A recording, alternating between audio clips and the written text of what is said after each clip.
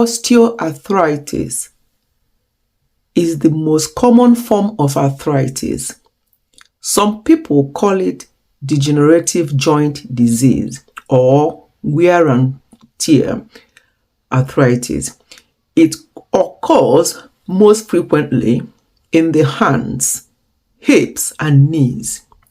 With osteoarthritis, the cartilage within a joint begins to break down and the underlying bone begins to change. Hello everyone, welcome back to Ifechi Health and Wellness. Today I want us to talk about this problem.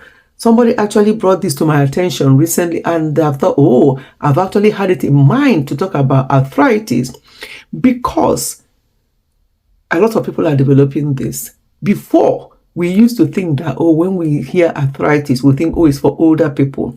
But unfortunately, due to the way things are going in the world now and the type of food and exposure to certain things and not having good food and all the rest of it, arthritis is increasing even in younger people. But before we go on, I want to say that there are different types of arthritis, but I want to talk about the major one, which is osteoarthritis.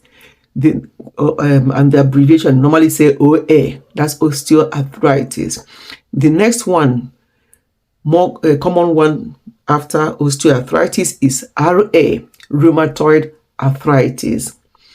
For the purpose of this video, I don't want it to be too long. I'm going to be concentrating on osteoarthritis, but I'm going to briefly describe the difference between the two.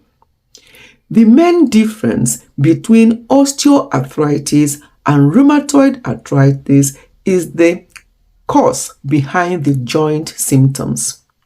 For example, osteoarthritis is caused by mechanical wear and tear on joints, while rheumatoid arthritis is an autoimmune disease in which the body's own immune system attacks the body's joints.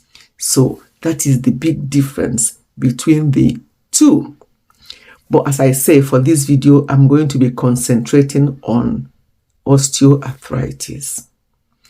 What actually are the causes? You might wonder, what can cause this arthritis? What is the problem? What causes it? There's primary and secondary osteoarthritis. So primary osteoarthritis has no known cause. We don't know the cause. There's no known one particular cause for it.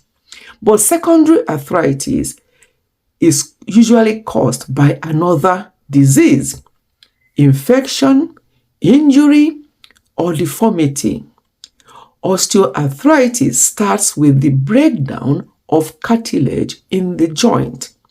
As the cartilage wears down, the bone ends, starts to disintegrate and may also thicken and form bony growths that are sometimes referred to as spurs, S-P-U-R-S.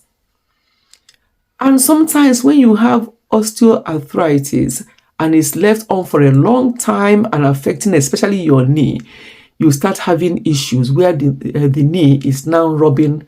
It's like bone on bone because there's no more cartilage there to hold. So it's just bone on bone, and that's when people have loads of problems, loads of pain. That kind of pain, people who have it will tell you that, it's worse than any pain they can think of. And also sometimes, depending on the severity, when it's bone on bone, most of the time they go down the route of doing what they call knee replacement. But today I'm not going into that. I just want us to look at quickly what osteoarthritis is and rheumatoid arthritis just in a nutshell, and then the causes. And I've just explained to you that there is no known cause for especially the primary one, but secondary one can be as a result of other things, as I just mentioned. Now, what are the main treatments or the symptoms of osteoarthritis? Obviously, lifestyle measures such as maintaining a healthy weight and exercising regularly will help in treating osteoarthritis. But when you are exercising, if you already have osteoarthritis, you have to avoid impact, like heavy impact on your knees, like jumping up or running, that kind of exercise. When you already developed osteoarthritis, especially on your knees, it's not advisable because they are likely to make your symptoms worse. So you have to avoid that kind of exercise, albeit that exercise is encouraged, but you have to know the type of exercise that you are going to embark on. Anything to do with direct impact or heavy impact, jumping up, running up and down when you have severe osteoarthritis is not recommended. And then obviously medication to relieve the pains can be another option, but you can also look at the food you eat. I'm going to cover the foods to avoid and foods to eat in my next video, but today let us just have a brief description of arthritis. So make your activities every day just supportive type of therapies by making your everyday activities easier. Don't overdo things because you think, oh, I need to do this to help myself. Don't overdo things when you have arthritis. What are actually some of the symptoms of arthritis, of osteoarthritis? Remember, we're talking about osteoarthritis in this video and not the rheumatoid arthritis. So some of the symptoms are pain. The pain is a big deal in this kind of arthritis.